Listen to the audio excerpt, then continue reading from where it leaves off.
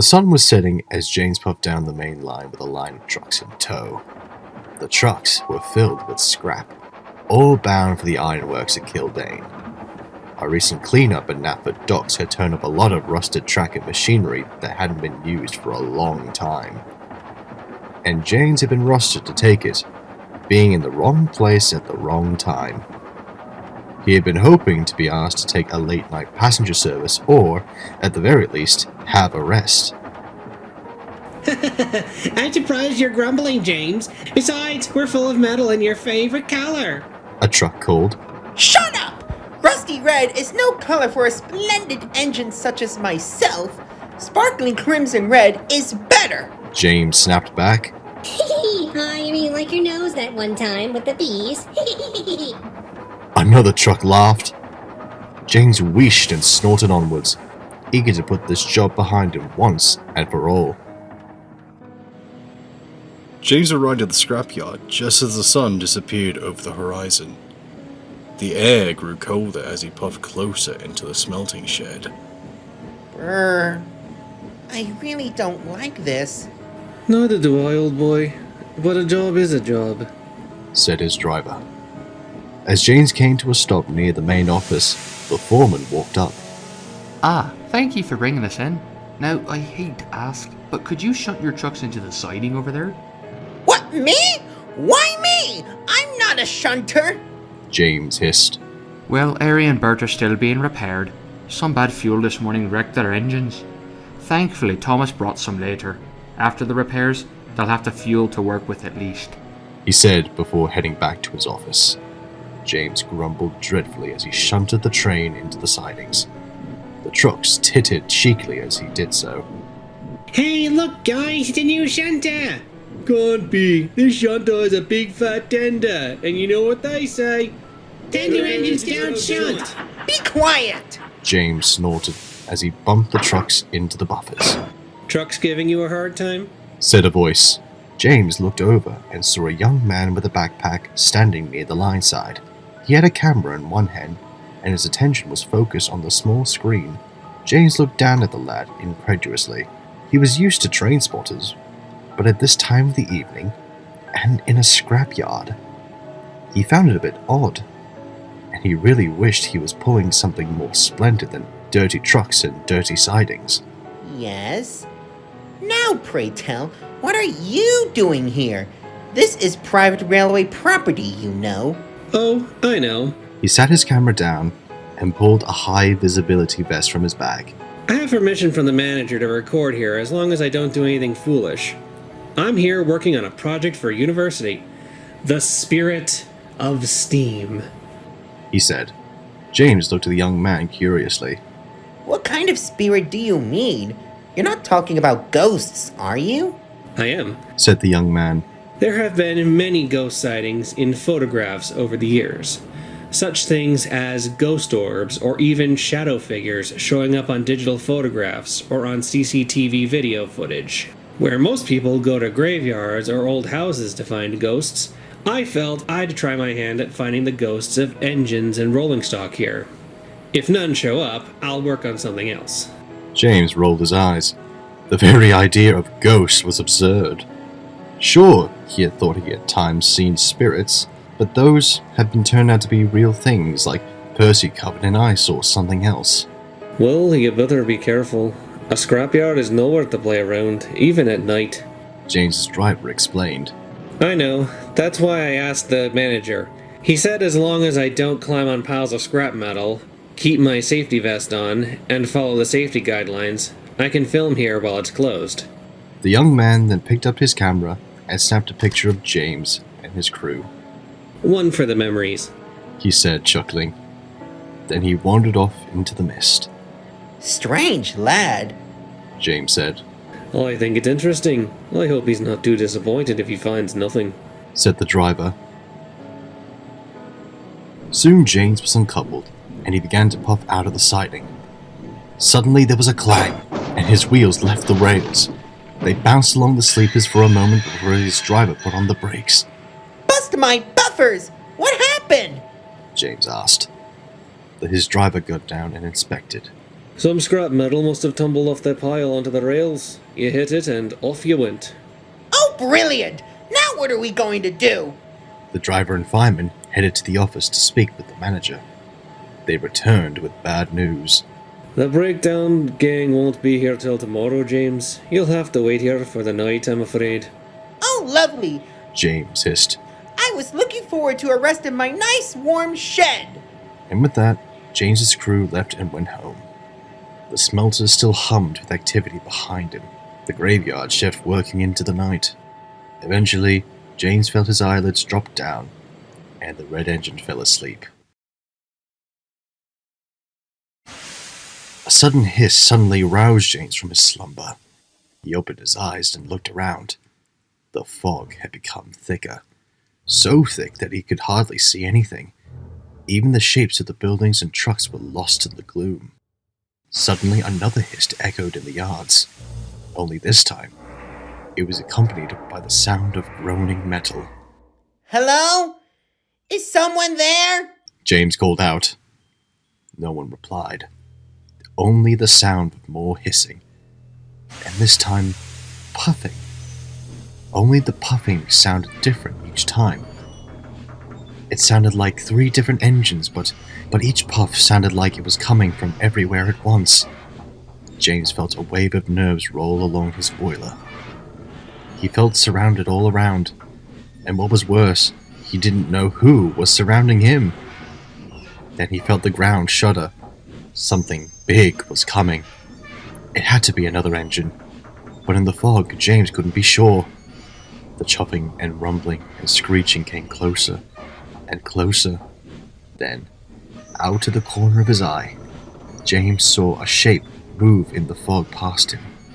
In the dim yard lights, it just looked like a dark shadow.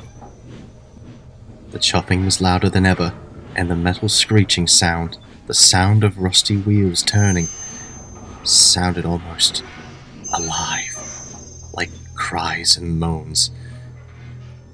The shape moved past him, and then suddenly vanished. James gulped and closed his eyes tightly. It was just a dream. Just a dream. Just a dream. He comforted himself. Soon sleep closed in again, and James drifted off to a dreamless sleep.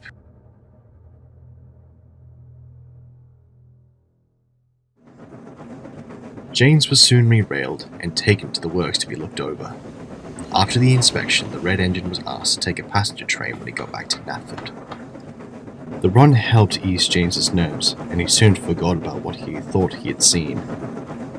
A few days later, the young man came to see James and his crew at the sheds. He was there to show them the pictures he had taken. Check this one out first, he said as he passed them the photo he had taken of James and his crew. In the photo, they saw James and his crew with the smelter shed behind them. But next to James, with just a corner sticking out, was a faded-looking tender. It wasn't very clear, and it was a little transparent, like it had passed by the camera too quickly to be clearly captured.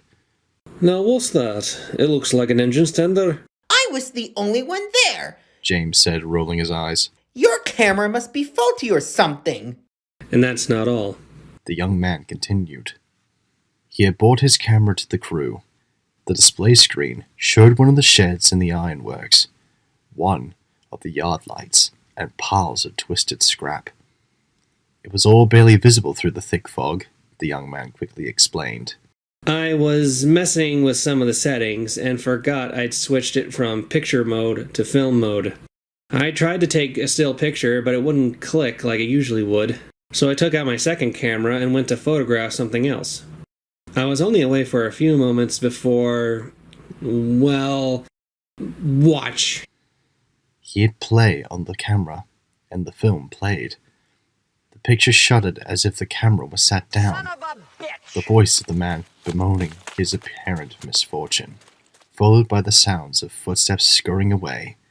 Then another sound came, a kind of puffing noise, followed by screeching metal. The screeching sounded intensely pained. James felt a cold shiver run down his back, and his mind thought back to that night as memories resurfaced. Then a big engine puffed across the screen. It was covered in rust, and had holes in its boiler that showed the boiler tubes. It rolled with a soft puffing sound, which at times sounded like 3 different engines at once. As it puffed past, no fire could be seen in the smoke box. The only light seemed to come from the little red tail lamp on its tender. Slowly, the engine rolled away from the camera, into the darkness, its red tail lamp the only thing in sight. Then the light flickered off, like someone had just flipped a switch. I later came back and turned the camera off, but you saw it, right? The young man asked. Yes, we did, said the driver. Are you sure you didn't alter this video? James asked, his voice quivering. What? Why do you think I would do that? You university kids are too clever.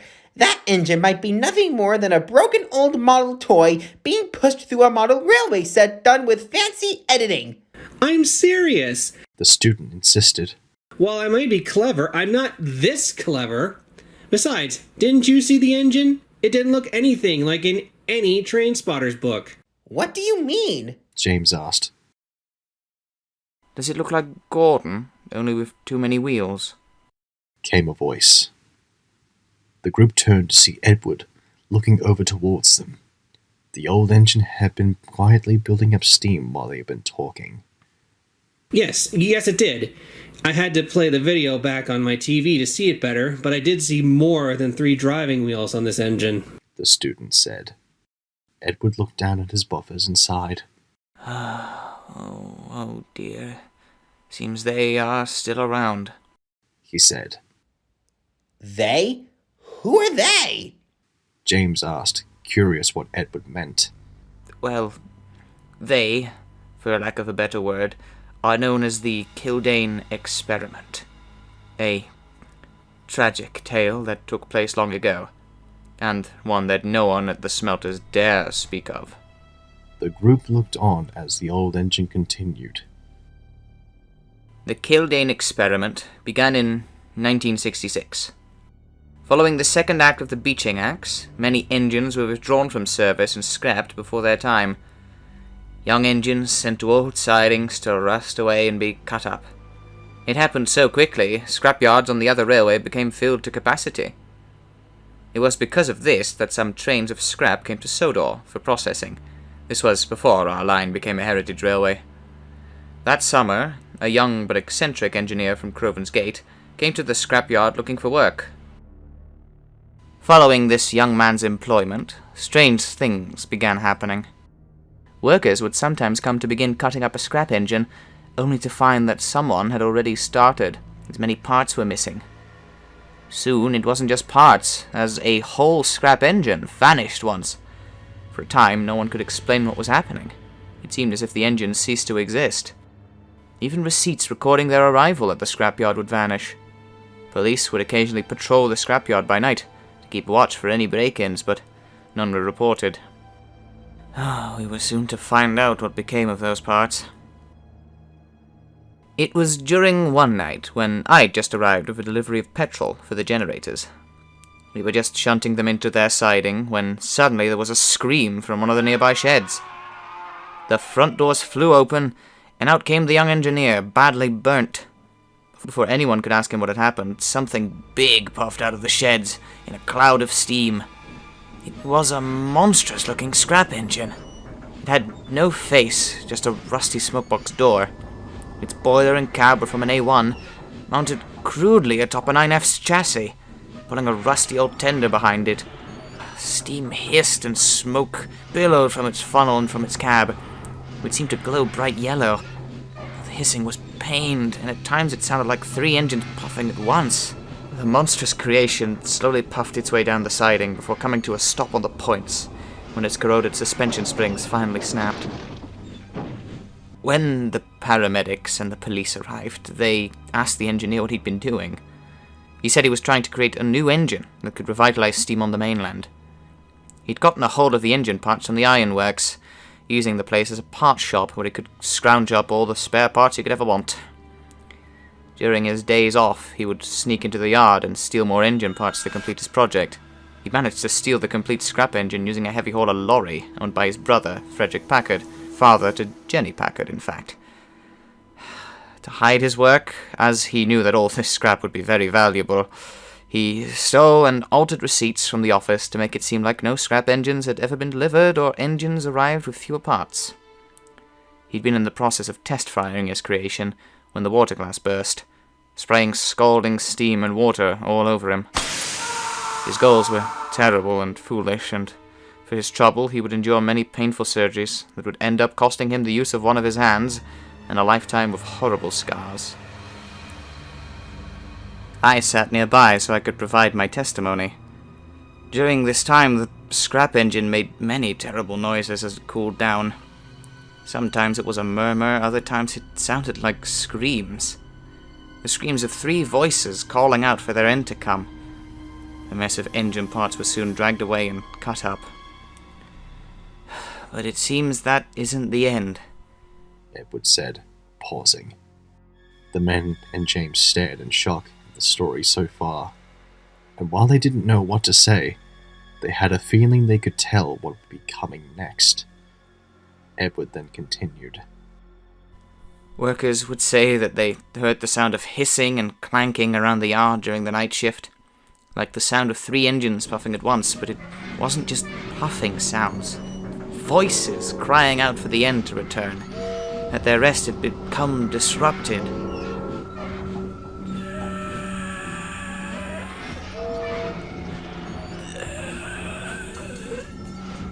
I am dead. Awaken me, or let me rest, for I was, and I am.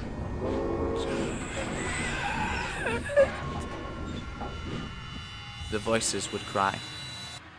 It seems that engineer and using whole parts of deceased engines disrupted their rest, and now they roam the smelter's yard seeking for their end to come. But it never will. James and his crew looked at the student, who just stared at his camera. His face was still a stone, taking on an ashen appearance. He eventually looked up. Well, He said eventually. I guess my video was a success. James couldn't help but silently agree. Eventually the student left, and he puffed away to pull another train. He did so quicker than usual, almost as if he was eager to take his mind off of something. For weeks to come, the red mixed traffic engine shuddered at the sight of scrap trains. No one asked why, and no one would ever know why. No one but Edward.